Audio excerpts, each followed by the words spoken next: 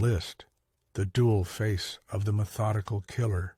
Our story begins in 1971 in the town of Westfield, New Jersey, where John Emil List, a respected accountant and Sunday school teacher, aged 46, lived with his family in a luxurious 19-room mansion known as Breeze Knoll.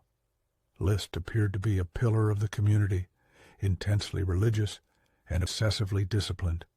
But behind closed doors, List's world was collapsing. He was facing massive financial difficulties after losing his job, and things had reached the point of bankruptcy.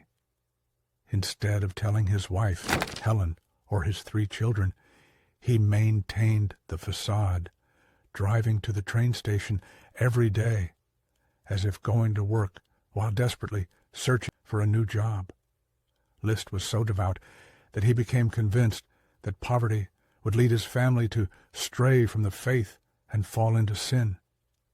In his twisted mind, he arrived at one single, horrifying solution: to kill them to save their souls and guarantee their entry into heaven. He believed that suicide would prevent him from entering heaven, so he decided to act as the savior for his family. The day of the massacre and disappearance, November 9th, 1971. On November 9th, 1971, John List executed his terrible plan with methodical precision, killing the wife and mother. List waited until his 3 children had left for school. He first shot his wife, Helen, in the kitchen. He then went up to the attic and killed his 84-year-old mother, Alma, who was ill and living in a separate apartment in the house. Killing the children. After committing the 2 murders, List took a lunch break and then sat down in his study to do some paperwork. He calmly waited for his children to return from school one by one. When his daughter Patricia, 16, and younger son Frederick, 13, arrived home, he immediately shot them. When his elder son, John Frederick, 15, returned from a soccer game, List killed him as well. Setting the scene. List carefully arranged the bodies of his wife and children on sleeping bags in the ballroom.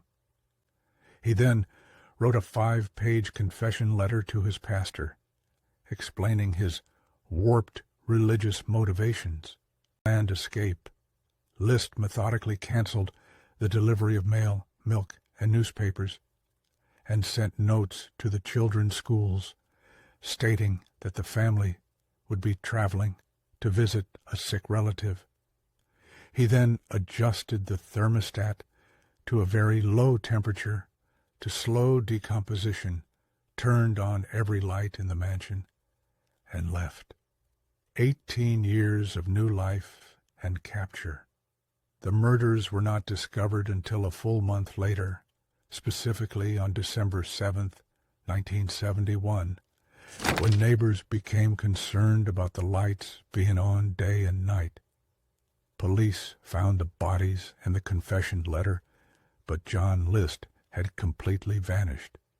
List lived for 18 years under the false identity of Robert Clark, relocating first to Colorado and then to Virginia. He resumed his career as an accountant and even married a woman named Dolores, who was completely unaware of his horrifying past. In 1989, with the case long cold, the television program America's Most Wanted decided to feature his story. Since List's old photographs didn't reflect his appearance 2 decades later, investigators resorted to forensic sculpture. The forensic artist, Frank Bender, created a bust, predicting what List would look like after 18 years, including estimated weight gain and receding hairline.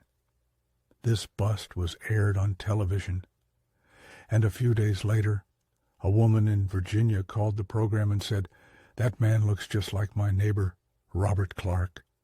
John List was finally arrested on June 1st, 1989. He was convicted of 5 counts of murder and sentenced to 5 consecutive life sentences. John List died in prison in 2008, leaving behind one of the most methodical family annihilation stories that shocked American society.